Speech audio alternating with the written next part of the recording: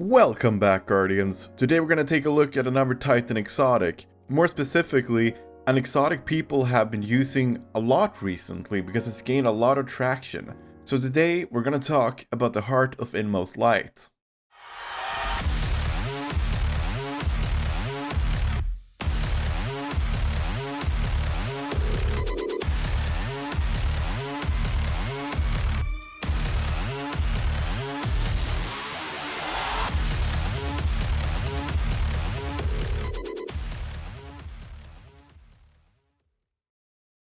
So the Heart of Inmost Light is a Titan exotic chess piece, which you can get from either exotic engrams in the world, or if you're lucky, Serv might bring it with him on his next visit to the solar system.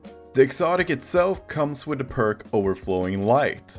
Using an ability, that is, Grenade, Melee or Barricade, empowers the other two abilities. Empowered means abilities have faster regen, Melee and Grenades do more damage, and Barricades have more hit points. This is quite self-explanatory, but what they don't mention is that this ability stacks. So let's start off with looking at the numbers. How much exactly do you get per stack? If you have one stack, you're gonna get a 30% damage increase on your grenade and a 17% damage increase of your melee. If you manage to get the stack up to ×2, the grenade is gonna do 69% extra damage. However, it seems like melee isn't affected and the cooldown reduction only matters for the first stack, meaning that if you have 2 stacks of empowered, you're not going to get any faster cooldown reduction than if you were only to have 1 stack. Worth noting as well is it doesn't have to be a melee ability.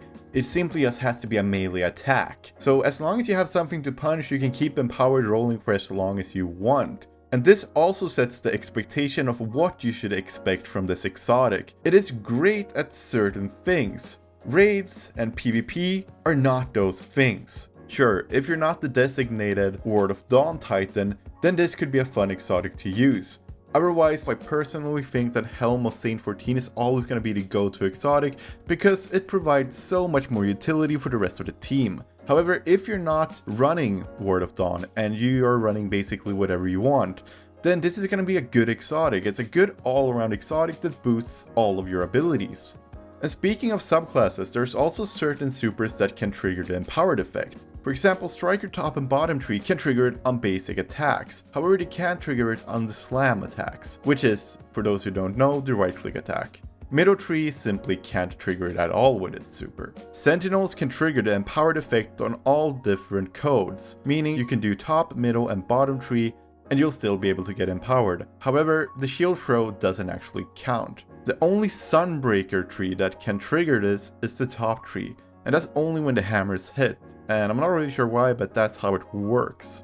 So basically, this is like Hellfire Heart, only you don't need your super ready for it to work even better. This just requires you to melee a lot. And personally, from when I tried it out, it's a really fun exotic in very casual game modes. Soloing content like dungeons and doing Grandmaster tiered strikes, I don't think that this simply is good enough because you're not going to be able to melee all the time because there's going to be too much risk and too little reward. And finally, I just want to mention that this is probably one of the best exotics for Titans in Gambit. Yeah, Gambit, because there's a lot of ads and there's a lot of ads that you can melee, there's a lot of ads you can kill. That means you're going to be able to get empowered all the time. So definitely, if you're a Titan, try this out in Gambit, you won't be disappointed. And as you might have noticed, I'm mostly just talking about the exotic itself here. We're gonna make a build about this later on, where I'm gonna go more in detail about how I would best set this exotic up with weapons and different mods, so stay tuned for that. And with that, I want to ask you guys a question. What do you think about the Heart of Inmost Light? Let me know in the comments down below. And as always, I want to thank you so much for watching this video. If you did enjoy it, then leaving a like and subscribing to the channel is much appreciated, and it also supports the channel. So what are you waiting for? Hit that subscribe button down there. And with that being said, I want to wish you the very best of your day. This is TCSpectre, signing off.